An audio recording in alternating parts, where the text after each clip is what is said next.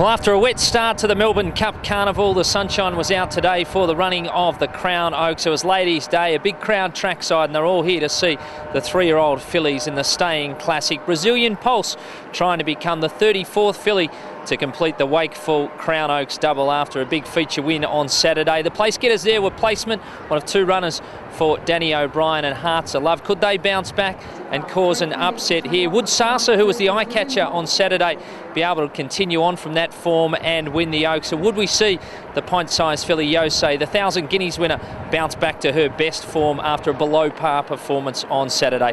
Let's go to the tape.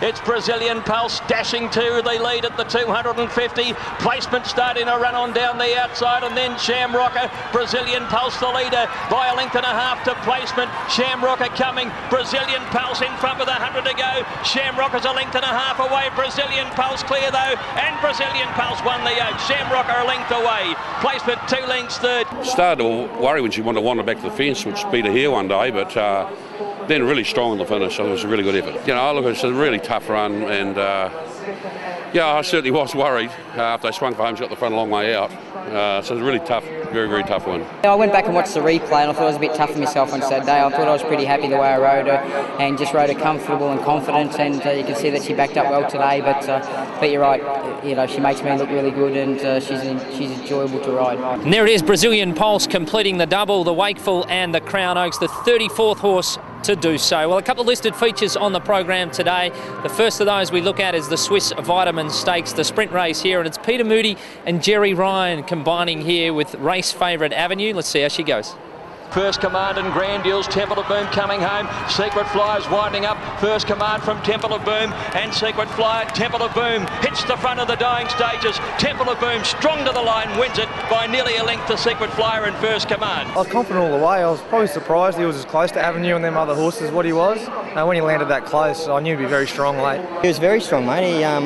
He's just telling the connections. He was a touch slow away, and probably a little bit of a blessing, because even when he got near the front, he was really stargazing and looking. I think the crowd took him a bit aware, but look, he's a tough little racehorse, and you'd like to have a stable for him. Well, it's a Queensland victory there in the sprint with Temple of Boom winning and Corey Brown in the saddle. The other listed event we're looking at today is the Maya Spring Fashion Stakes. Darley have two runners here in Zubia and Backgammon, and the Oaks winning trainer Mike Moroney shooting for a second win on the day with Absolutely Awesome.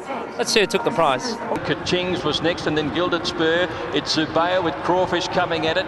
Doomsky right over on the inside, Absolutely Awesome. Backgammon's coming, Kachinga's coming. Crawfish at the front, Zubaya found nothing. Doomsky, Zubaya's diving through, and Kaching's don't know where to look here. Doomsky and coming at it hard as Backgammon. Backgammon hit the front. Backgammon. Sort of kept poking his head through, and really he's been a work in progress. It's been a race we targeted right from probably 2 months ago. He's really a Derby type horse, but he had a leg injury which sort of shortened our preparation.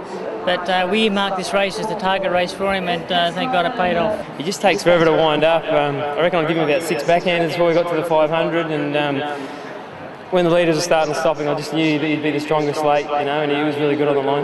And there it is, a popular win for Connections by Backgammon. Darley finds another winner after the double on Melbourne Cup Day. Today was all about Brazilian Pulse, though, an outstanding win in the Crown Oaks. The scene is now set for the heavyweight showdown on Saturday. Black Caviar versus Haylist. Going to be a cracking race, the Patnat Farm Classic, and of course the Emirates Stakes. Look forward to seeing you trackside.